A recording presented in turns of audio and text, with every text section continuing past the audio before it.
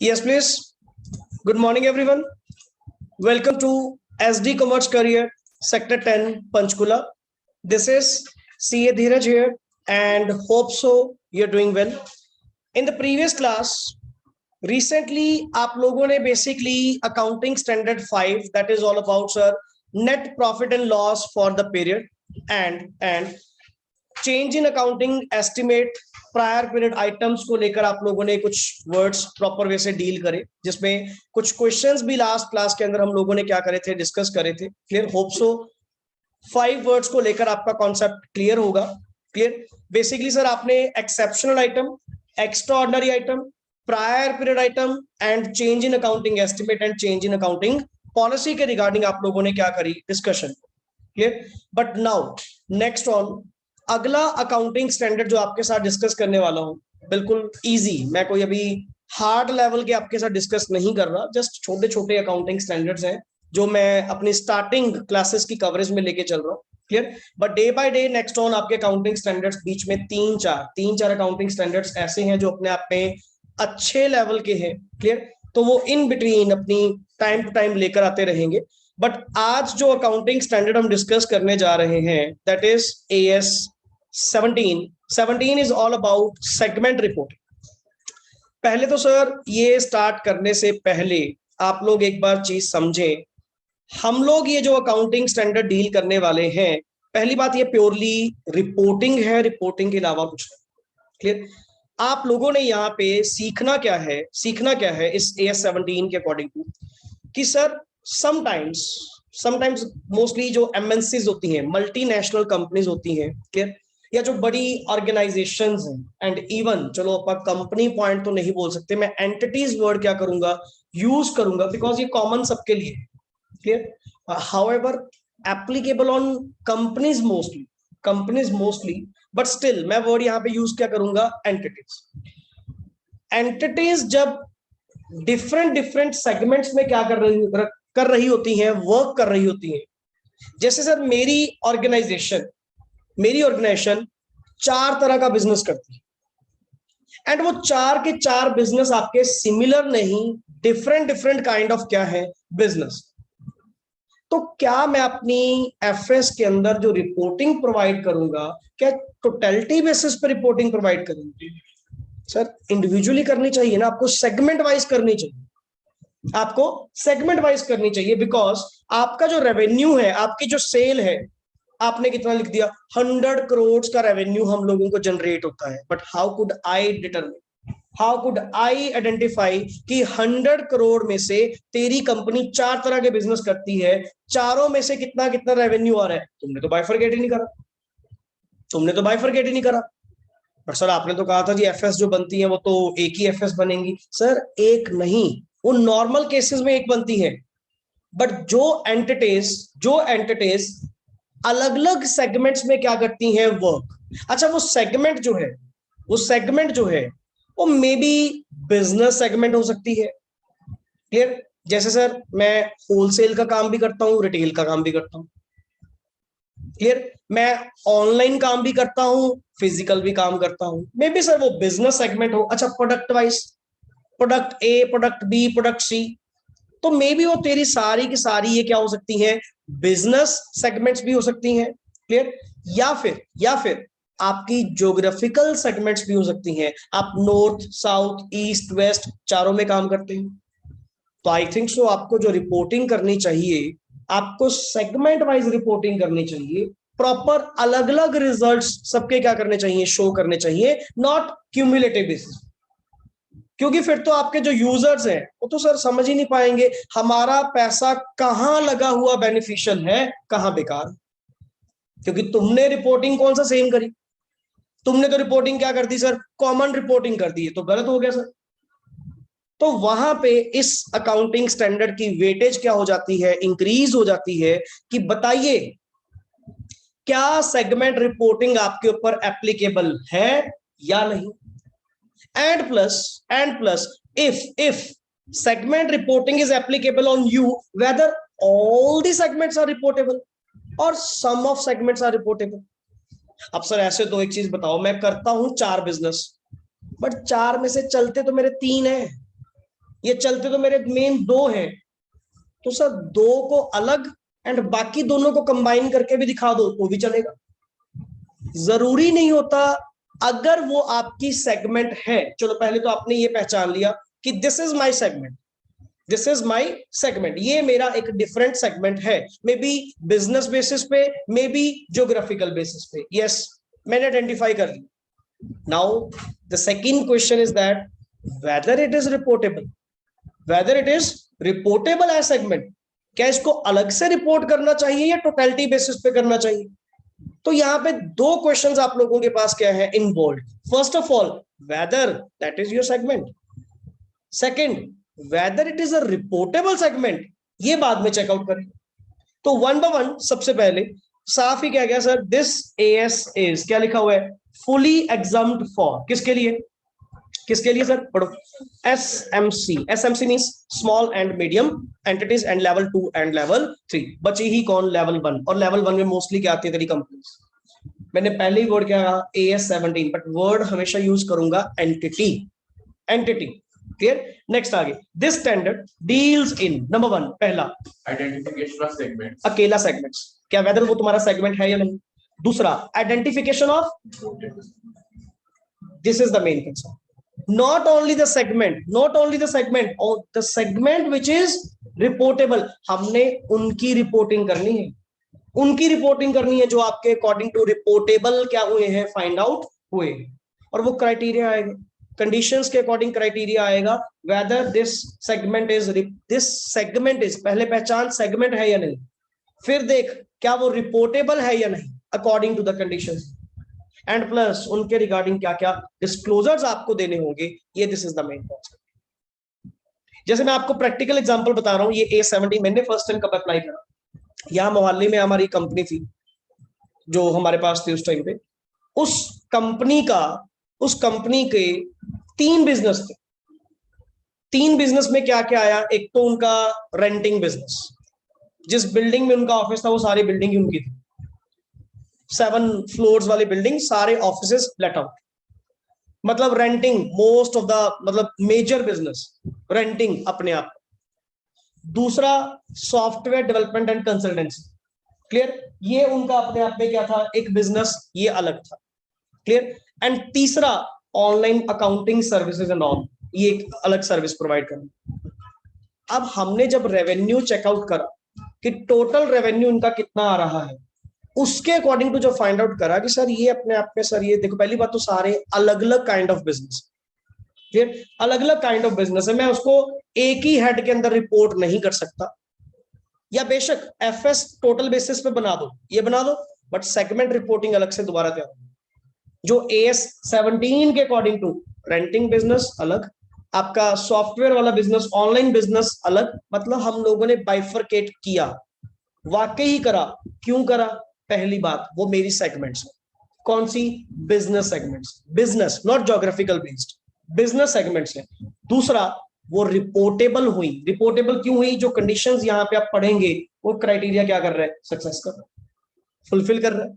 Next is, आगे पढ़िए, yes, identification, identification of segments, it is based on risk and reward of segments of an entity. yes, there are 2 types of segments. number 1 business segment. अच्छा, word इन्होंने क्या कहा, it is based on, किसके ऊपर, risk and rewards, risk and rewards of segments के ऊपर depend करता है कि वो आपकी डिफरेंट सेगमेंट है या नहीं। बिल्कुल सर, उसके अपने रिस्क एंड रिवॉर्ड। अब रेंटिंग बिजनेस है, उसके अपने रिस्क एंड रिवॉर्ड है, वो तेरा सॉफ्टवेयर वाला बिजनेस था, वो अपने रिस्क एंड रिवॉर्ड है, दोनों अपने अपने क्या है, डिफरेंट है। आगे, yes, there are 2 type of segments, business segment, there are component of tech entity engaged in product and services having, word क्या लिखा हुआ है, separate, having separate, clear, having separate, next आगे, separate risk and reward, कि sir इनके अपने separate risk and क्या है, reward। तो सर एक बात बताओ, अगर कोई प्रोडक्ट या सर्विस जो एंटिटी की ओर से क्या की जा रही है, प्रोवाइड की जा रही है, जिसके अपने सेपरेट रिस्क एंड रिवॉर्ड्स हैं, फिर तो सर वो आपका एक डिफरेंट सेगमेंट हुआ ना। बट डिफरेंट सेगमेंट हुआ किसके कारण, बिजनेस सेगमेंट के कारण, क्लियर। नेक्स्ट, अब सर ये फैक्टर्स अफेक्टिंग क्या है, पढ़िए, factors affecting segments are nature of products or services, example, पहला आपकी बिजनेस सेगमेंट में पहला फैक्टर क्या सर, नेचर ऑफ प्रोडक्ट ही अलग है, जैसे सॉफ्टवेयर, हार्डवेयर, स्टील, ज्वेलरी अलग अलग। अब बड़ी बड़ी कंपनीज आईटीसी होटल्स में भी है, आईटीसी पेपर प्रोडक्ट्स में भी है, आईटीसी एफएमसीजी में भी है, सिगरेट्स मैन्युफैक्चरिंग में भी है, अलग अलग बिजनेस में है। अब रिलायंस लगा लो, रिलायंस कौन सा एक में है सर, कितने सर उसके नेक्स्ट आगे क्या है, सेगमेंट्स है। तो अल्टीमेटली आपको नहीं लगता कि आप अलग अलग रिपोर्टिंग उनकी क्या करें, प्रोवाइड करें, ताकि क्लियरली पिक्चर तो सामने आए, कौन सा सेगमेंट कितना कमा के दे रहा है, उस सेगमेंट में कितना पैसा लगाया, कितनी रिजल्ट्स आपको मिले, तभी फायदा होगा। ओवरऑल पिक्चर आपको थोड़ी शो करेगी कौन सा आपका सक्सेसफुल एंड कौन सा आपका नहीं चल रहा। बहुत सारी कंपनीज क्या करती हैं, पहले सेगमेंट शुरू करती हैं, बाद में सेगमेंट्स को क्या कर देती हैं, बंद कर देती हैं। अगर उन्होंने सेगमेंट रिपोर्टिंग करी होगी, अगर अलग हिसाब रखा होगा, तभी उनको पता लगा सर ये तो लॉस लेके आ रहा है, इसमें तो काम करने का फायदा नहीं है सर। अगर आप रिपोर्टिंग अलग नहीं करेंगे, अलग मेंटेन नहीं करेंगे, तुझे क्या पता, तू तो काम करता रहेगा, फिर तो चाहे लॉस मेकिंग हो चाहे प्रॉफिटेबल। पढ़िए next is nature of production process. अच्छा, प्रोडक्शन प्रोसेस भी अलग हो सकते हैं। मान लो इधर वाले प्रोडक्ट के केस में ऑटोमेटेड है सारा, और दूसरे प्रोडक्ट के केस में हमारा क्या है, सारा मैनुअल काम है। सर दोनों के रिस्क एंड रिवॉर्ड अलग अलग होंगे, दोनों की एफिशिएंसी अलग अलग होगी, दोनों की इफेक्टिवनेस अलग अलग होगी। नेक्स्ट इज टाइप और क्लास ऑफ कस्टमर्स, जैसे इंस्टीट्यूशनल और रिटेल, जिसको मैं वर्ड बोलता हूं होलसेल और रिटेल, दोनों के रिस्क एंड रिवॉर्ड अलग। रिटेल में मार्जिन ज्यादा है, होलसेल में मार्जिन कम है, बट होलसेल में बल्क क्वांटिटी सेल होती है, रिटेल में धीरे धीरे सेल होती है। दोनों के सर अपने रिस्क एंड रिवॉर्ड्स, तो आपको ये दोनों यूनिट्स क्या करने चाहिए, अलग अलग रिपोर्ट करने चाहिए। नेक्स्ट आगे, method use to distribute the product, like online platform या offline, direct to the customer और थ्रू इंटरमीडिएरी। अब मोस्टली कंपनीज ने क्या शुरू कर दिया, इंटरमीडिएरीज को कट करके डायरेक्ट टू द कस्टमर पहुंचना शुरू कर दिया, D2C। क्यों, जितनी चेन कट कर दी वही आप लोगों को देना शुरू कर दिया। अब कंपनी मान लो पहले सर 20 रुपए का प्रोडक्ट बनाती थी, करते करते चेन्स के थ्रू पास होके 50 का जाता था। हम लोग आपको अगर 20% भी देना कस्टमर को डायरेक्टली शुरू कर दे, हम तो फिर भी अपना 20 वाला प्रोडक्ट कितने में बेचेंगे, 40 का बेचेंगे, हमें तो फायदा है। और आजकल तो ट्रांसपोर्टेशन का काम इतना ज्यादा, कम्युनिकेशन का काम इतना ज्यादा इंप्रूव हो चुका, तभी तो कंपनीज ने डायरेक्ट टू द कस्टमर क्या अपनी वेबसाइट बनाई, ऐप बनाई, खुद ही कस्टमर्स अपने आप क्या करेंगे, ऑर्डर प्लेस करेंगे, किसी को बीच में आने की जरूरत ही नहीं है। ट्रांसपोर्टेशन का काम कौन सा हमने करना है, किसने करना है, आगे कॉन्ट्रैक्ट कर रखे हैं, आउटसोर्स कर रखे हैं, पर्सन खुद उठाएंगे, जाके देख के आएंगे, और अपने को क्या चाहिए बता, ये सारी थिंग्स। नेक्स्ट आगे, यस, नेचर ऑफ या फिर रेगुलेटरी इन्वायरमेंट, जैसे बैंकिंग, इंश्योरेंस। अब एक चीज बताओ, जैसे SBI है, PNB है, जितने भी तेरे बैंक्स हैं, HDFC है, ये के सारे बैंकिंग बिजनेस में भी हैं और इंश्योरेंस में, क्या इनकी FS इकट्ठी हो सकती है? पहली बात तो दोनों सेगमेंट्स ही अलग अलग है, दोनों का बिजनेस ही अलग अलग है, वो बैंकिंग बिजनेस है और ये इंश्योरेंस बिजनेस है, कैसे इकट्ठे हो जाएंगे सर? ये है ही सेगमेंट है सर, सेगमेंट। नेक्स्ट आगे, अब क्लियर हुआ ये ना, एग्जांपल्स के साथ थोड़ा जल्दी क्लियर होता है, इसलिए मैंने एग्जांपल साइड बाय साइड लिखवा रखी है। Clear? Yes, geographical segment, yes please. There are components of entity engaged in production services within an economic environment having separate risk and rewards, है तो सर ये भी है, तो ये भी, but with in an economic environment है, economic environment वही है, बट ज्योग्राफिकल बेस्ड आप क्या है, अलग अलग। जैसे basically it is a different component considering the word, क्या लिखा हुआ है, लोकेशन ऑफ ऑपरेशंस, जैसे पॉइंट ऑफ सेल अलग अलग, नॉर्थ, साउथ, ईस्ट, वेस्ट, ये सारे क्या है सर, पॉइंट ऑफ सेल सबके अलग अलग। क्लियर? और the location of its customer, that is called as destination of sale. जैसे कहते हैं सर, या तो हमारी मैन्युफैक्चरिंग पॉइंट ऑफ सेल, या may be destination of sale क्या है, अलग अलग। लोकेशन बेस्ड जब आपकी डिफरेंट सेगमेंट्स रिपोर्ट हो, that is called as geographical segment. Clear? Now to identify, अब तुम कैसे आइडेंटिफाई करोगे कि वो आपकी ज्योग्राफिकल सेगमेंट है या नहीं? कुछ फैक्टर्स होंगे, पढ़िए, the following factors should be considered. Number 1 क्या लिखा हुआ है? Similarity of economic and political conditions. बिल्कुल। For example, democracy. डेमोक्रेसी या फ्यूडलिज्म? गवर्नमेंट की फ्यूडलिज्म मींस गवर्नमेंट की इंटरवेंशन है या नहीं, या फुल डेमोक्रेसी है कि अपने अकॉर्डिंग चलो, मिक्स्ड इकोनॉमी है। आप कहते नहीं India is a democratic. Democratic का मतलब क्या है? आप अपनी मनमर्जी करो, कोई दिक्कत नहीं है, सब गवर्नमेंट बीच में टांग नहीं फंसाएगी। बट जहां पे फ्यूडलिज्म होती है, बहुत गवर्नमेंट कंट्री अपनी फॉरेन कंट्रीज है जहां पे आज भी क्या है, फ्यूडलिज्म है, तो आपको वहां पे हर चीज जो भी है, प्रोडक्शन वगैरह जो कुछ भी करना है, आपको गवर्नमेंट से पूछ कर करना होगा। That is called as economic और मे बी क्या लिखा हुआ है, पॉलिटिकल बैरियर्स या कंडीशंस। तो सर इस बेसिस पे आपको अलग अलग रिपोर्ट करना चाहिए, वहां का बिजनेस अलग, यहाँ का बिजनेस अलग, बिकॉज लोकेशन बेस्ड हम डिफरेंट डिफरेंट क्या है, सेगमेंट्स। इवन इंडिया में भी हो सकता है सर, इंडिया में भी हो सकता है एक प्रोडक्ट जो इंडिया में इस जगह पे वैलिड है सर, वैलिड है इजीली सर, जैसे मर्जी सेल करो, कोई 1% भी दिक्कत नहीं है। एंड अगर किसी दूसरी स्टेट में जाते हो, वहां पे गवर्नमेंट की क्या है, इंटरवेंशन।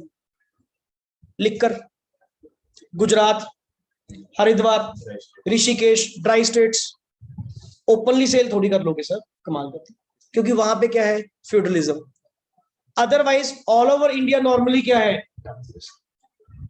तो वहां का जो सेगमेंट है और यहां का जो सेगमेंट है वो दोनों क्या होंगे सर, अलग। Clear? Next is relationship between operations in different geographical areas. बिल्कुल sir. And next is the underlying currency risk, for example dollar versus euro, अगर फॉरेन करेंसीज है तो। Clear? Next, any other geographical या कोई भी geographical classification based, that is called as geographical segment. तो इसके basis पे, इन दो के बेसिस पे, पहले तो मैं ये पहचानूंगा क्या वो मेरी सेगमेंट है या नहीं। मेरे बाकी का कॉन्सेप्ट तो बाद में स्टार्ट होगा, पहले तो ये पहचान क्या वो सेगमेंट है। रिपोर्टेबल होना तो सेकेंडरी थिंग है, वो तो दूसरे नंबर पे देखेंगे। पढ़िए, अब आता है जी रिपोर्टेबल होना। Yes, It is a business segment or a geographical segment identified for which segment information is required to be disclosed in FS. Sir reportable segment का मतलब क्या है? Sir it is a business segment या may be geographical, मतलब segment तो है, चाहे business है चाहे ज्योग्राफिकल है, फॉर विच, रिपोर्टेबल होने का मतलब for which segment information is required to be disclosed in the, मतलब सर अब ये रिपोर्टेबल होगा। रिपोर्टेबल होने का मतलब क्या है? इसके रिगार्डिंग इंफॉर्मेशन आपको एफएस में अलग से डिस्क्लोज करनी होगी, अलग से करनी होगी। क्लियर? नेक्स्ट आगे से, अ कंपनी में have many segments but all of them need not to be reportable segments. ये तो मैंने कहा ही नहीं कभी। मैंने कब कहा कि अगर कोई एंटिटी की 5 सेगमेंट्स हैं तो वो 5 की 5 रिपोर्टेबल होंगी? मैं तो अभी तक भी वर्ड यूज करा। मैंने कहा था सेगमेंट है रिपोर्टेबल, मैं बताऊंगा कि रिपोर्टेबल कौन सी है। तो ये जरूरी नहीं होता बेशक 10 सेगमेंट हो, 10 के 10 रिपोर्टेबल थोड़ी होंगी, या सेगमेंट है तो वो रिपोर्टेबल होगा, ऐसा तो कभी नहीं कहा गया। आपको तो उल्टा कहा गया कि आइडेंटिफाई करो कि उन सेगमेंट्स में से, अब पर्टिकुलरली बाकी सब छोड़ दे, उन सेगमेंट्स में से जो तुमने सिलेक्ट करी, उन सेगमेंट्स में से रिपोर्टेबल कौन सी है, ये तुम फाइंड आउट। पढ़िए, a segment required to be reported only when it satisfies the condition. Sir जब कंडीशन सेटिस्फाई होगी जो गिवन इन द क्या है, स्टैंडर्ड है, ओनली देन आपको ये क्या करना है, रिपोर्ट करना। Next is a reportable segment needs to disclose segment revenue, Yes. expenses, results, assets and liabilities. सब कुछ तो अलग मांग लिया, सब कुछ तो अलग मांग लिया। क्या कहते हैं कि रिपोर्टेबल सेगमेंट को अपने रेवेन्यू, अपने एक्सपेंसेस, अपने रिजल्ट्स, एक्सपेंसेस और रेवेन्यू से रिजल्ट ही आएंगे, एसेट्स लायबिलिटीज वो सब कुछ पीएल और बैलेंस शीट अलग ही मांग ली। सब कुछ आपको क्या करना है सर, अलग से क्या करना है, रिपोर्ट करना है। चलो सर ये तो मेरा समझ में आ गया पॉइंट, ये तो क्लियर हो चुका कि अल्टीमेटली मुझे करना क्या है। आगे next is primary and secondary segment reporting. Yes, all the entities having both business and geographical segment should identify and present the information in a particular format. बिल्कुल, Hence, those entities should determine primary segment and secondary. Sir देखो अब बात आती है कि आप लोग disclose तो करोगे, इतना तो आपको समझा ही दिया कि अगर वो सेगमेंट आप लोगों का रिपोर्टिंग सेगमेंट होगा तो you have to disclose in the FS.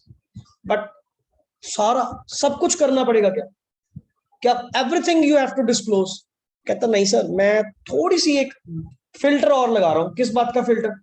मैं पहले ये ना पहचान लूं, चाहे बेशक वो मेरा बिजनेस है, चाहे बेशक वो मेरा ज्योग्राफिकल सेगमेंट है, क्या वो प्राइमरी है या सेकेंडरी, मेन है या incidental.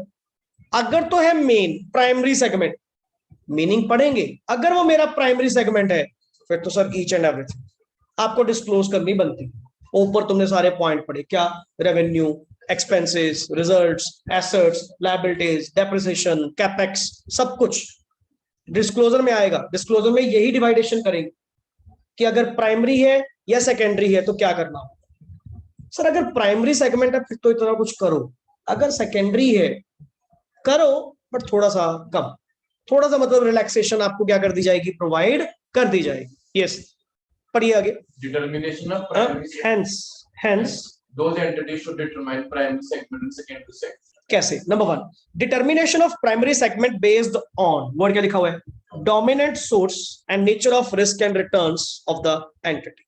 Influential, dominance, main word, main किसको कहोगे कि ये मेरी एक मेन सेगमेंट है। अब जैसे मैंने कहा वो मोहाली का अगर बिजनेस था हमारे उस पर्टिकुलर एरिया का, उनका मेन काम क्या था? मैंने पहली वर्ड क्या बोला था? Main, renting. सर आप ये मान लो 100 करोड़ में से मेजर 50 to 60% रेवेन्यू कहां से आ रहा है? रेंटिंग से आ रहा है। तो मेन डोमिनेंस किसका है? रेंटिंग का। तो renting is your primary business segment, primary business segment. तो इसके अकॉर्डिंग थोड़ा आपका ज्यादा इलेबोरेट करना होगा, थोड़े ज्यादा डिस्क्लोजर देने।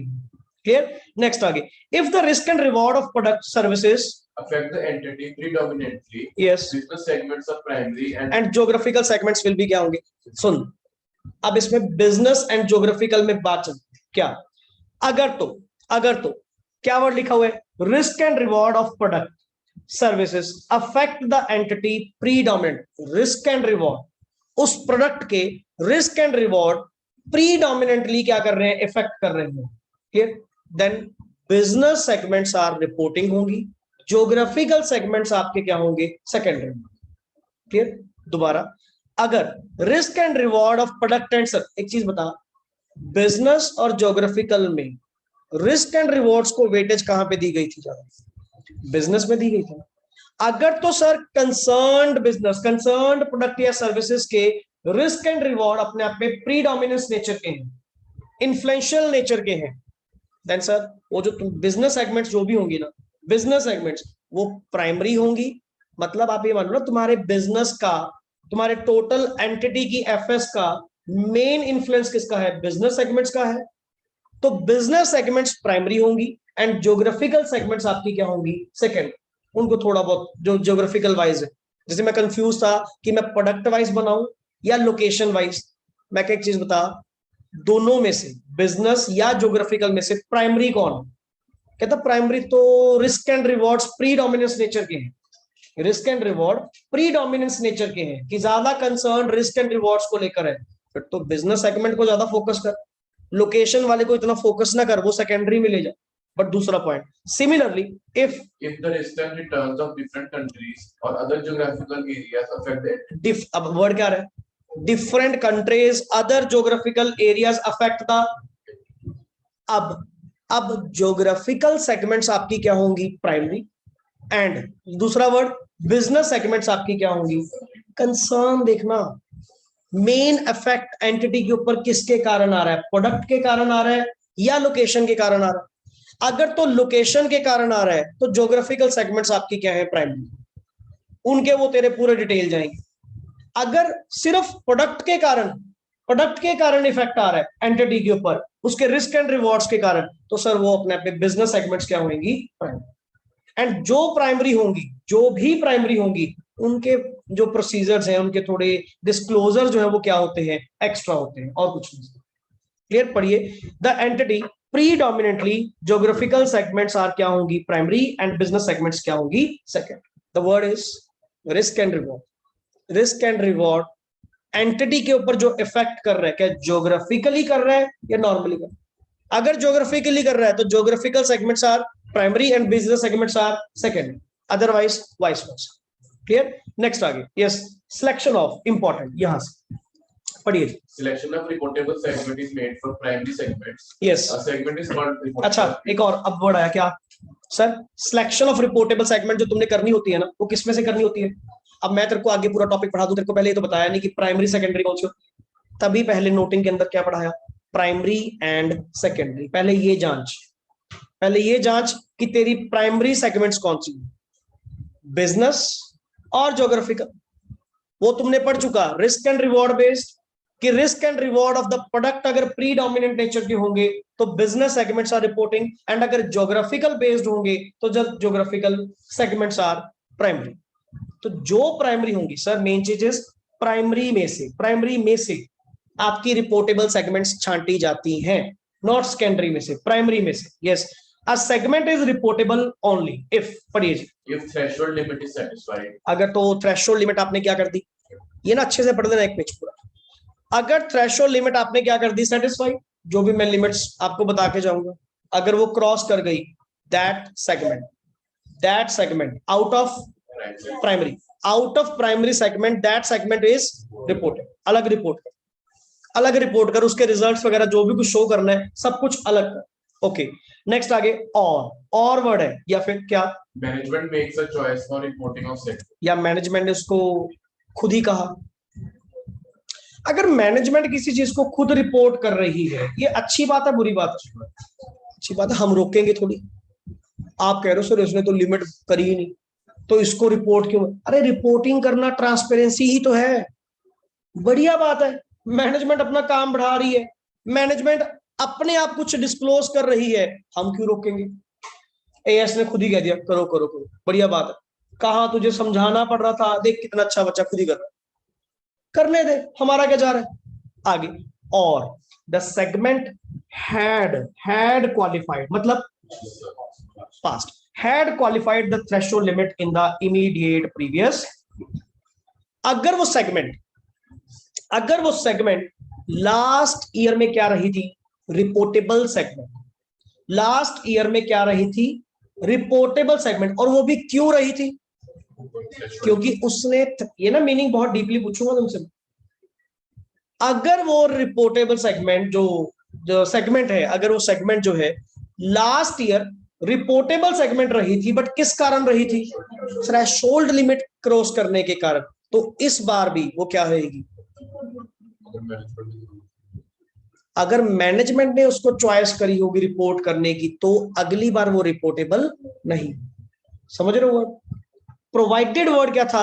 अगर पिछले साल उसने थ्रेशोल्ड लिमिट क्या करी होगी, क्रॉस। जैसे मैं एक वर्ड आपसे पूछना चाहता हूं, अपना ये ईयर कौन सा है, 21-22 खत्म हुआ, इससे पहले कौन सा बना था, 20-21। एक चीज बता, ये आपके डी सेगमेंट है, डी सेगमेंट ने इस ईयर थ्रेशोल्ड लिमिट को क्या किया, क्रॉस किया, एंड रिपोर्टेबल इन 20-21 रही।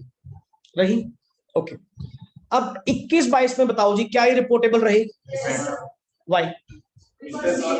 Because last year, yes, D. 22-23 में क्या ये रिपोर्टेबल रहेगी? 21-22 में डी है तो है,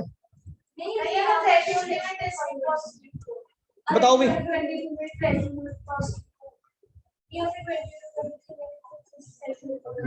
मैं नॉर्मली ये पूछ रहा हूँ कि 22-23 में डी रिपोर्टेबल होगी या नहीं होगी, बताइए। इफ बट नहीं, मैंने कोई एक्स्ट्रा इंफॉर्मेशन नहीं दी, क्या ये रिपोर्टेबल होगी या नहीं? नहीं मान्य, क्यों नहीं होगी? क्यों नहीं होगी ये बताओ, मैं तो कह रहा हूं होगी।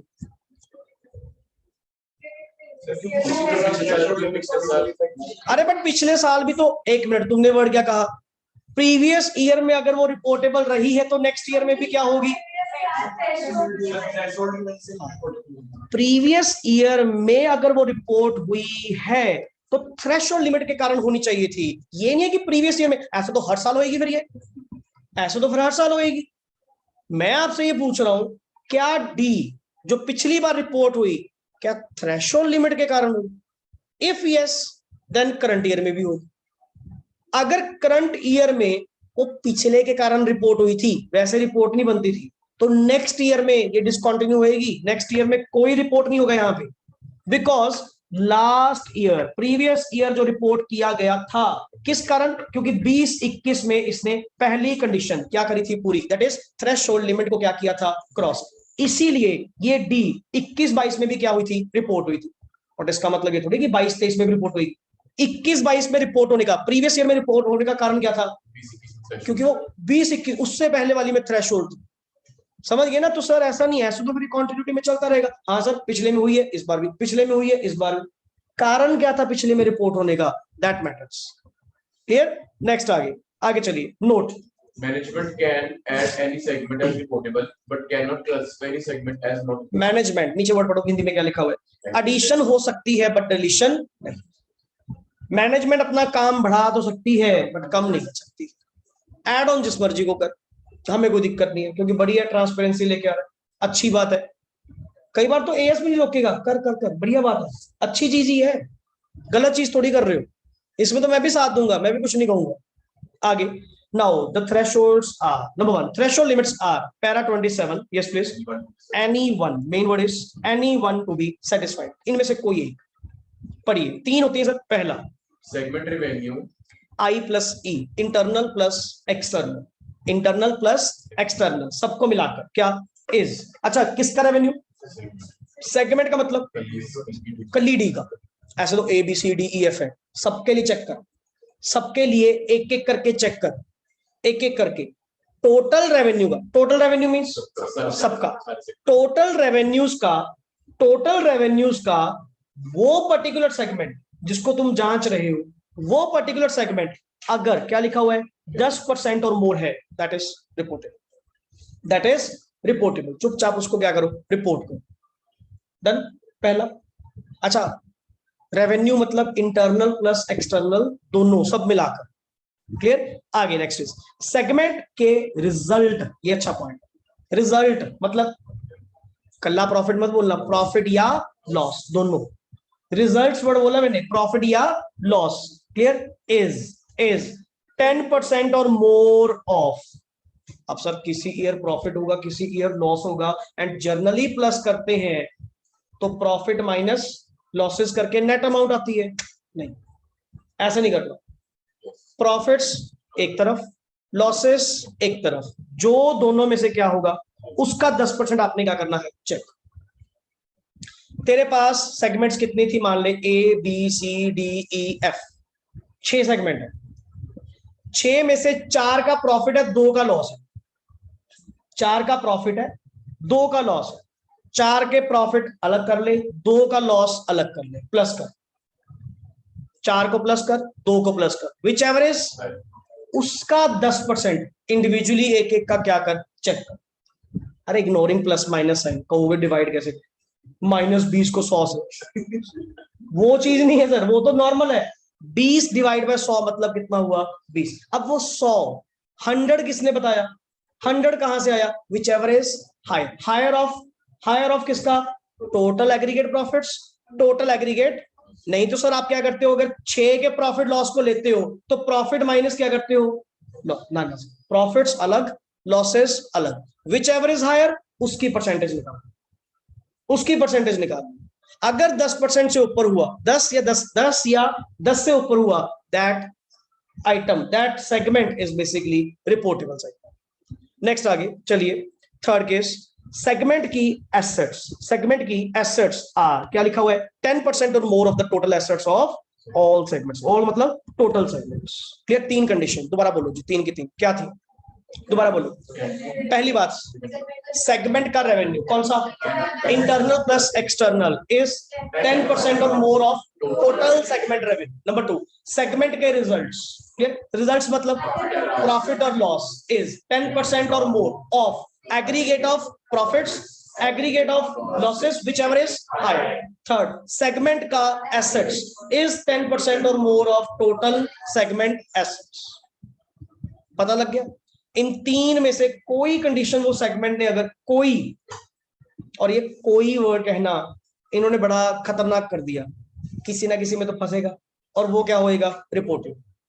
अगर 6 सेगमेंट है, तेरी मिनिमम 4 या 5 तो किसी ना किसी में फंसेंगी।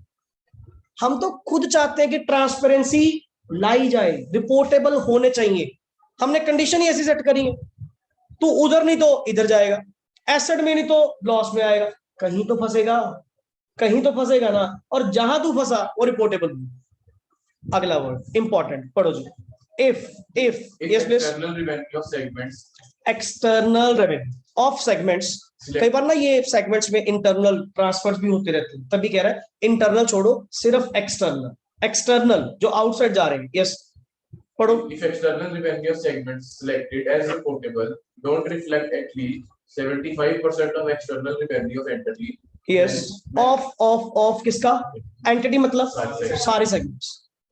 इंटरनल को छोड़ते हुए, इंटरनल को छोड़ते हुए सिर्फ external revenue, total external revenue का जो तुम लोगों ने सेगमेंट्स रिपोर्ट करवाए ऊपर की कंडीशंस के अकॉर्डिंग, मान ले तेरे A B C D E F थे, तुमने कहा सर ए सी डी ई ये 4 रिपोर्टेबल, ए सी डी ई ये 4 रिपोर्टेबल है, कौन नहीं है? बी और एफ नहीं है ना, कहता है कंडीशन है, पर तुमने 4 तो कह दिया ना, चलो ये तो होंगे, पर एक कंडीशन है, क्या? इन चारों का एक्सटर्नल रेवेन्यू, इन चारों का एक्सटर्नल रेवेन्यू का टोटल एक्सटर्नल रेवेन्यू से 6 के 6 एक्सटर्नल रेवेन्यू के 75% कम से कम होना चाहिए या उससे ऊपर होना चाहिए। जैसे 6 का एक्सटर्नल रेवेन्यू कितना था? 1000। 6 का एक्सटर्नल रेवेन्यू कितना था? 6 क्या है? A B C D F जितने भी तेरे सेगमेंट्स, क्लियर? 4 का जो टोटल आया वो कितना आ रहा है? नाउ अब दिक्कत क्या आ गई?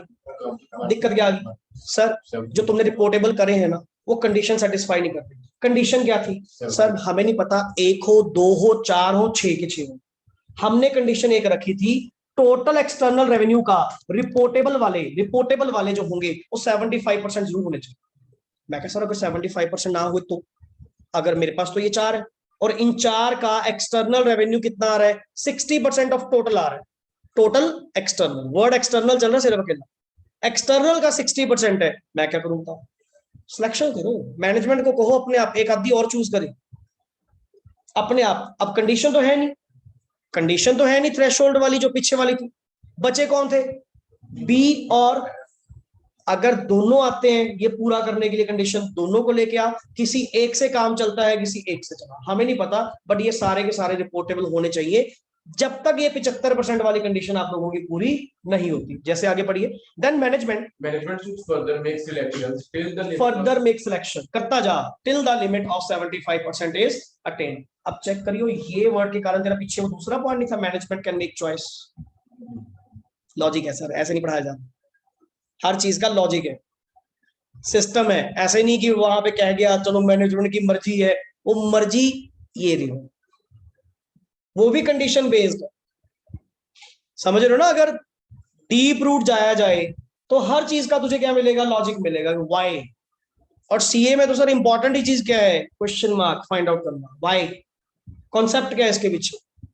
तभी मैंने देखो उस कंडीशन में क्या लिखवाया था, या तो थ्रेशोल्ड लिमिट या मैनेजमेंट मेक्स चॉइस। वो चॉइस क्या? ये थी चॉइस तेरी कि अगर 75% वाली कंडीशन पूरी ना हुई, मैनेजमेंट को अलाउ करवाओ। किस बात के लिए अलाउ करवाओ? अपनी सिलेक्शन कर जहां मर्जी से, अगर बी सफिशिएंट है तो बी को ऐड कर। अब बी को हमने ऐड करा, कल्ले बी का रेवेन्यू कितना था एक्सटर्नल? 200, हो गया सेटिस्फाइड। अब now out of 6 5 are which out of which 4 are as per the conditions thresholds and 1 is as per selection. अब ये जो as per choice हो रही है क्या ये नेक्स्ट टाइम भी होएगी? बट जो पहली 4 हो रही हैं वो नेक्स्ट टाइम भी, अगर कंडीशन अगली बार ना सेटिस्फाई हुई तो फिर भी रिपोर्टेबल होगी। अगर मान ले मैंने पहले कौन सी कही थी? ए सी डी ई, अगले साल फिर कंडीशन सेटिस्फाई होगी, फिर तो करनी ही पड़ेगी सर, फिर तो करनी ही पड़ेगी। अब मान ले ए सी डी ई में से डी थ्रेशोल्ड लिमिट पूरी नहीं कर रहा, बट पिछले साल तो करके आया, इस साल भी करनी पड़ेगी। घुमाने को जितना मर्जी अंदर घुमा ले सर, उतने पॉइंट्स मिलेंगे। एक ही एग्जांपल को सोच तो सी ना, अलग अलग व्यू पॉइंट से सोच। आगे चल sir, external revenue of A B plus C, अब इसने जैसे 4 ली होंगी ना, नीचे देख, total external revenue of A B plus C plus D into 100, sir that must be 75% होना चाहिए। जब तक नहीं होता, टिल द लिमिट, जब तक पूरी नहीं होती, मैनेजमेंट मेक सिलेक्शन करते जाओ सर, अपना जैसे मर्जी करो, 75% की कंडीशन पूरी होनी चाहिए। नेक्स्ट आगे definition, yes. Segment revenue is equal to external sales plus internal sales plus allocated sales, sometimes head office कई बार कोई सेल एलोकेट करता है to the particular segment also, common sale होती है ना कई बार, क्लियर, तो उसमें से कुछ हिस्सा अगर आपको दिया जा रहा है वो भी टोटल सेल का पार्ट बनाया जाएगा।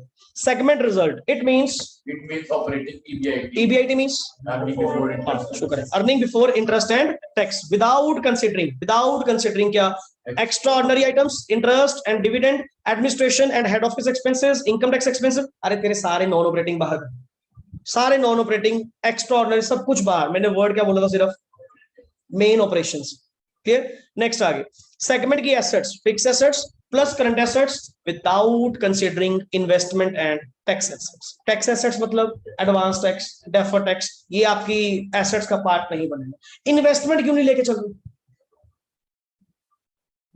इन्वेस्टमेंट आप क्यों नहीं लेके चल रहे जबकि एसेट होती है, बोलो बोलो जल्दी। इन्वेस्टमेंट यूनिट अपने बिजनेस की गोल्स में नहीं आता ना, काइंड ऑफ थोड़ा और इंप्रूव, रेगुलर बेसिस पे करती नो, मतलब पूरे बिजनेस के लिए किया था, बिकॉज ये आप लोगों की ट्रेडिंग इन्वेस्टमेंट नहीं है, नॉन ट्रेडिंग इन्वेस्टमेंट है। कैपिटल अगर लगाई तो अपने बिजनेस में थी, इसमें से पैसा निकाल के आगे कहीं क्या कर दिया, इन्वेस्ट कर दिया, तो वो मेरे बिजनेस थोड़ी माना जाएगा, वो मेरी ट्रेडिंग इन्वेस्टमेंट थोड़ी है। ऊपर तुझे एक बात बता, ऑपरेटिंग इनकम में से ये क्या बाहर करवाया था, ये क्यों करवाया था, ये इनकम क्या ऑपरेटिंग इनकम है, तो ये मिलती किसके ऊपर है, तो क्या वो तुम्हारी ऑपरेटिंग एसेट है, क्या वो तुम्हारी ट्रेडिंग एसेट है, कभी नहीं आती सर। यूजुअली इवन गुडविल की कैलकुलेशन के लिए काफी जगह इन्वेस्टमेंट को क्या करेगा, बाहर करेगा, उसका कारण क्या है, नॉन ट्रेडिंग। मेरे बिजनेस में थोड़ी लगी हुई है, उल्टा मेरे से निकाल कर कहीं और लगा रखी है।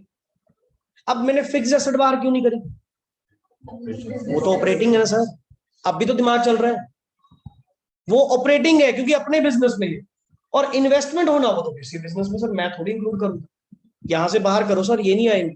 आगे चलिए, सेगमेंट की लायबिलिटीज जो कि स्पेसिफिक, वर्ड क्या लिखा हुआ है, सिर्फ उस सेगमेंट। नेक्स्ट आगे, yes please, example financial institute, अच्छा इसके नोट पढ़िए। This segment is financial in nature. अच्छा, अगर वो सेगमेंट फाइनेंशियल नेचर की हुई, जैसे बैंकिंग वाली है, इन्वेस्टमेंट्स भी आएंगी, इंटरेस्ट एंड डिविडेंड भी आएगा, सब कुछ आएगा, clear. Then interest, dividend income, investment gain on sale of investment will be considered in the segment results and segment assets। फिर तो इंक्लूड करोगे सर, वो तो आएगा ही आएगा, क्लियर। नेक्स्ट आगे, अब आजा डिस्क्लोजर, देख डिवाइड कर रखा, क्या प्राइमरी सेकेंडरी, किसके बेसिस पे था primary secondary, risk and rewards. अगर ज्योग्राफिकल बेस्ड है तो geographical segments are primary, otherwise business segments are primary. हमने दोनों के लिए दे दिया, बस और कुछ नहीं सर, कॉपी पेस्ट। तेरे को डिफरेंस दिख रहा है दोनों में, क्या फर्क। अगर प्राइमरी सेगमेंट हुई line wise, revenue, result, assets, capex, depreciation and other non cash expense, सब कुछ अलग दिखाना होगा। और इधर देख, रेवेन्यू, एसेट्स और कैपेक्स, सिर्फ 3 वर्ड, वही है ना, सेकेंडरी है सर, प्राइमरी थोड़ी है कि इतने डिटेल वहां पे हम शो करें, क्लियर। नेक्स्ट आगे सर, अदर रिक्वायर्ड डिस्क्लोजर्स क्या है, पढ़िए। Disclosure should be made for inter-segment profit policy. हाँ, अगर sir inter segment profit policy है, जैसे आप वो पढ़ना है, डिपार्टमेंट्स में लगा लो, ब्रांच में लगा लो, कि आप लोग आपस में भी प्रॉफिट कमाते हैं, तो आपकी इंटर ब्रांच या इंटर सेगमेंट प्रॉफिट पॉलिसी क्या है, यू हैव टू डिस्क्लोज, आपको डिस्क्लोज करना होगा। पढ़िए, any segment can make profit from other segment. कमा सकती है, हम तो सेगमेंट ही अलग अलग है, हमारी ओर से अगर इधर से कुछ जाएगा, हाँ इंटरनल सेल है, पैसा तो कमाएंगे, तुमसे कम कमा लेंगे, फिर क्या हो गया, कमाएंगे तो सही ना। आगे, changes in segment accounting policy which has material impact, type of product and services in each of business segment and composition of, आपकी मतलब इन्हीं के रिगार्डिंग डिस्क्लोजर दोगे ना, कि वो ज्योग्राफिकल कैसे बनी, कॉम्पोजिशन क्या है, या आपकी बिजनेस सेगमेंट वो कैसे बनी, ये सारी थिंग्स आपको डिस्क्लोज करनी, क्लियर। नेक्स्ट आगे चलिए सर, इसके कुछ क्वेश्चन की तो जस्ट थ्योरेटिकल पॉइंट्स हैं। हाँ जी ना, अरे ये तो जस्ट एक डिस्क्लोजर पॉइंट से है, सेगमेंट रिपोर्टेबल तो है दोनों, चाहे तेरी प्राइमरी है चाहे तेरी सेकेंडरी है, रिपोर्टेबल तो वही क्राइटेरिया है। ये सिर्फ डिस्क्लोजर के पॉइंट से डिवाइडेशन है कि भाई साहब रिपोर्टेबल तो हो, बट अगर प्राइमरी हो, प्राइमरी पहली बात तो प्राइमरी में से ही रिपोर्टेबल सेगमेंट छांटी जाती है, सेकेंडरी में से नहीं। अगर कोई तेरी सेगमेंट सेकेंडरी होगी, ये थ्रेशोल्ड उनके लिए नहीं है, छोड़ दे। उनके लिए क्या है, सीधा 3 वर्ड, बस अपना रेवेन्यू, अपनी एसेट्स और अपना कैपेक्स अलग शो कर दो बस। तेरे से रिजल्ट मांगे मैंने, रिजल्ट तो नहीं मांगे। अब अगर तुम प्राइमरी, प्राइमरी में से रिपोर्टेबल छांटे जाएंगे, रिपोर्टेबल के लिए से सब कुछ मांगा जाएगा। क्लियर कर, सेकेंडरी की कोई वेटेज नहीं। सेकेंडरी में तो जस्ट एक सिंपल डिस्क्लोजर है जो आपने देने हैं। मेन सारा चिट्ठा जो बनाना है वो किसका बनाना है, बनाना ही प्राइमरी वालों का, प्राइमरी में से भी जो रिपोर्टेबल, ये चीज। तो यहां पे सर आपके पास जैसे ये है, ये वाला क्वेश्चन है, ये पढ़ो, एक ही क्वेश्चन है ये, आपको नंबर ऑफ टाइम्स स्कैनर के अंदर भी रिपीट मिलने वाला है। यस प्लीज पढ़िए। X Limited operates to 8 segments, namely हाँ. A, B, C, D, E, F, G, H, I, J, K, L, H. The relevant information about these segment is given in the following table.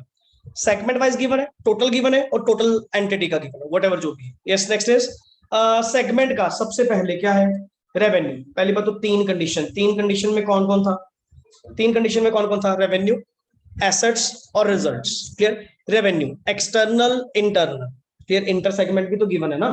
Clear, आपने वैसे condition क्या कही थी पहले, 10% of, 10% और more of उस segment का revenue, total segment revenue. क्या तुमने इंटरनल एक्सटर्नल डिवाइड करा, नहीं, वो लास्ट था, वो लास्ट में जाके चेकआउट करेंगे मैनेजमेंट वाला पॉइंट, एक्सटर्नल वाला पॉइंट पहले नहीं करेंगे। क्लियर, पहले सिंपल देखो, ए की कितनी है, आपको छोड़ो ना सर, आपको तो ये देखो टोटल कितना है आप लोगों का। अरे ये थोड़ी है कि 200, एंटिटी का तो 400 हुआ ना, कि 200 तो इनका आपस में, आपका तो टोटल का कहा, इंटरनल प्लस इसका। मेरे को सिंपल सी बात बता, 10% कितना होता है, 60 से जो ऊपर होंगे, 60 से जो ऊपर होंगे, 60 या 60 से ऊपर होंगे वो, yes yes, no no no, बाकी सब कोई नहीं, चेक कर लो। मैं तो सिंपल एक फिल्टर लगा दिया, आपने यही कहा टोटल का 60% ना, सॉरी टोटल का 10% और मोर ना, 600 का 10% कितना हुआ, 60, 60 से ऊपर जिसका रेवेन्यू है वो रिपोर्टेबल है, जो नीचे है वो रिपोर्टेबल नहीं। पहली कंडीशन, पहली कंडीशन क्या लिखा हुआ, ये पढ़िए sir, as per this test only segment A and B are बस बस बहुत है, बहुत है, ओनली ए एंड बी, आगे तो वही लिखेंगे अपने को पता है। नेक्स्ट आगे आ जा, रिजल्ट्स, रिजल्ट्स में आ, अरे करेंगे, रुक तो सही, पहले रिपोर्टेबल तो छांट ले, वो सेकेंडरी कंडीशन है। अगर रिपोर्टेबल पूरे ना हुए तो मैनेजमेंट बीच में फंसेगी, पहले ही थोड़ी चेक कर लेंगे, इसको भी कर लो साथ में, रुक, पहले पहले अपन नॉर्मल चेकआउट करेंगे, अगर वो 75% वाली पूरी ना हुई देन किसी और को साथ में। आगे हो सकता है तेरी 3 कंडीशन में सारी रिपोर्टेबल हो जाए, तूने चेक करा, तू पहले भी बोल गया क्या, ए एंड बी, तूने अगली चेक करी, मन करे उसके साथ सारे रिपोर्टेबल हो जाए और तेरी 75% की कंडीशन ही पूरी हो जाए, तेरे को कुछ करना ही ना पड़े, वो लास्ट में करो। पहले सेगमेंट के रिजल्ट, अच्छा तुमने क्या पढ़ा था, प्रॉफिट्स अलग, लॉसेस, प्रॉफिट्स अलग करियो या लॉसेस अलग कर ले, लॉसेस 90, 5 और 5 100, 100 का 10% कितना होता है जी, 10, तो जो 10 या 10 से ऊपर है वो रिपोर्टेबल। सर बी सी, बस बी और सी, अब तक 2 कंडीशंस में कौन कौन आ चुका, ए बी सी, ये 3 आ चुके ना रिपोर्टेबल। तीसरी, सेगमेंट की एसेट्स कितनी है, 100, 100 का 10% 10, 10 से ऊपर A B C, sorry D, D, बस ए बी सी डी चारों। अब आपने क्या कहा था sir, any one of the condition, किसी में भी फॉल कर ले तो ये 4 तेरे रिपोर्टेबल निकल रहे हैं ना। अब आ जाओ वर्ड, चेक कर ले, total external sale, external sale is, external sale का 75% कितना होता है, 300, 300, और पहले ये तो बताओ 75% कितना होता है, 300 होता है ना, आगे बोल रहे। नेक्स्ट आगे, ए बी सी डी, कौन कौन रिपोर्टेबल थे, ए बी सी डी, ए की एक्सटर्नल तो है नहीं, 255, 15 और 10, ये कितना होता है 280, सॉरी तो कंडीशन पूरी नहीं हो रही, क्योंकि 75% होने के लिए कितना होना चाहिए था 300, बट तेरे जो रिपोर्टेबल है वो सिर्फ कितने हैं 280। अब सर अपने को कितना चाहिए, कोई भी कर लो, तेरी इच्छा, जी को कर लो सर, आप इसको रिपोर्टेबल किसको, जिस मर्जी को कर ले रहे, पता नहीं क्या कहा, management makes choice, management makes choice, आपकी इच्छा, आप कह लो ई और एफ को कर लो, 15 इसका ले लिया, 20 वो आ गया, काम ही बढ़ाना है अपना, जितना मर्जी बढ़ाओ, हमें कोई दिक्कत थोड़ी है। पढ़िए तो नेक्स्ट आगे इन्होंने क्या कहा लास्ट में, सारा वो टेस्ट लगाने के बाद ये पढ़ा sir, clear, the remaining segments E G and H will be presented अंदर, बस इन्होंने सिलेक्ट कौन सा करा, एफ करा होगा, इन्होंने एफ कर लिया ना, एफ में कितना था 50, अलग तो वन शॉट में सारा पूरा हो जाएगा, ठीक है, बाकियों को इसमें जोड़ दो, ऑल अदर सेगमेंट्स, इनको इकट्ठा कर दो, बाकी सबको अलग अलग करके आपको रिपोर्ट करना, हुआ क्लियर सर, यही क्वेश्चन है, भरा पड़ा है, बाकी सब थ्योरेटिकली जो आप लोगों ने वो पढ़े थे, बिजनेस सेगमेंट्स, ज्योग्राफिकल सेगमेंट्स के फैक्टर्स, ये थ्योरेटिकल भी आ सकते हैं, न्यूमेरिकल तो यही है सर, न्यूमेरिकल में तेरे पास और कुछ नहीं है सर, यही है maximum, clear, and after that ये लो सर आपके सामने, आई थिंक सो रिपीट तो नहीं आ गया, हल्का सा तो वैसा ही है सेम, टोटल सेम है वही। अब इसमें चेक करियो, बताइए कौन कौन से रिपोर्टेबल है।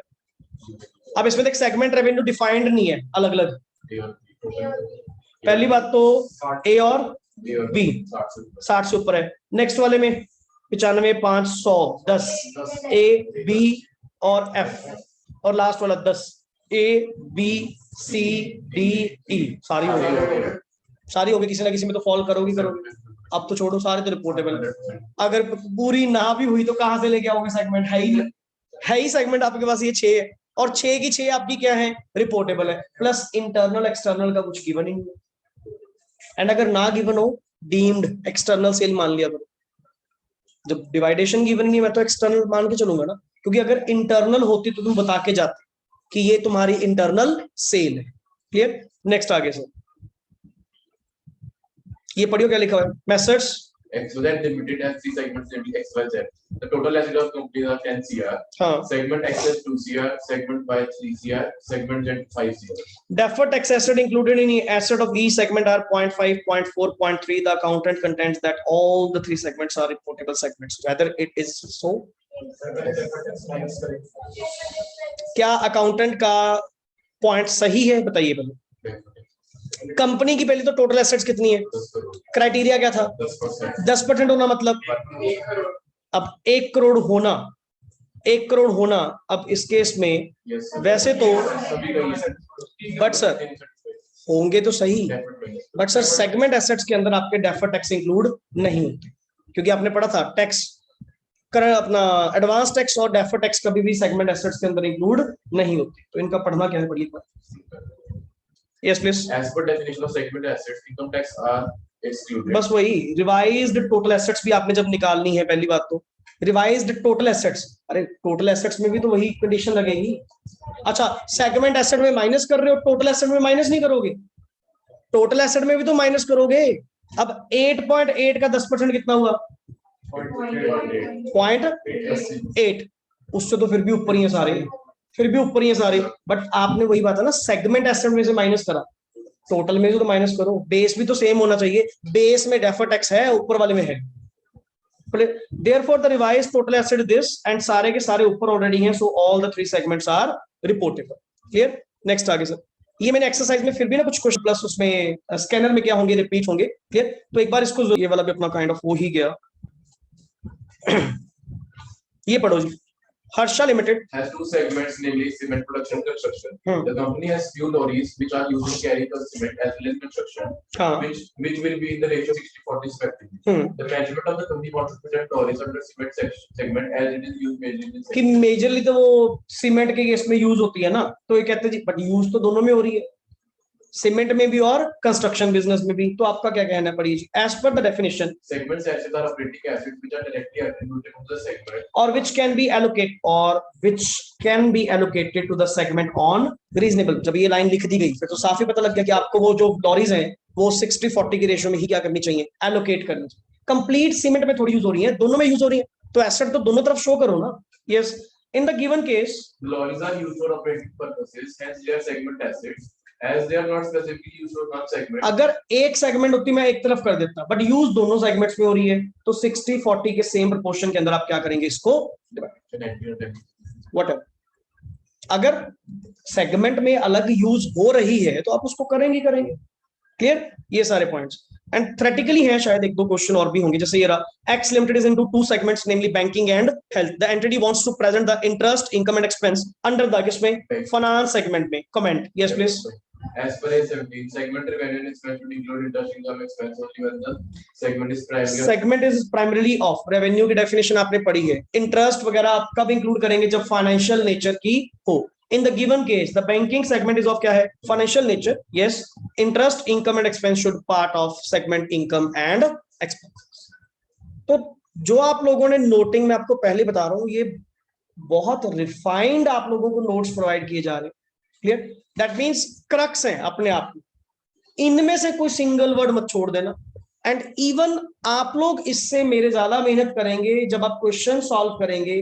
कुछ भी आप लोगों का क्वेश्चन का क्रक्स सॉल्यूशन में से कोई पॉइंट निकलता है, आप अपने नोट्स में उसको साथ के साथ क्या करें, अपडेट करें। इसीलिए कुछ कंटेंट, वैसे तो हर बार मैं इसको क्या करवाता हूँ, कुछ ना कुछ नया एड ऑन होता है, बट इनमें कुछ चेंजेस वाला पॉइंट नहीं है कि मुझे एड ऑन करवाना।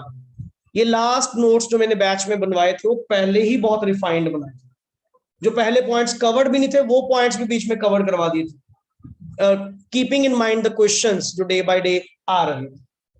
Is that clear?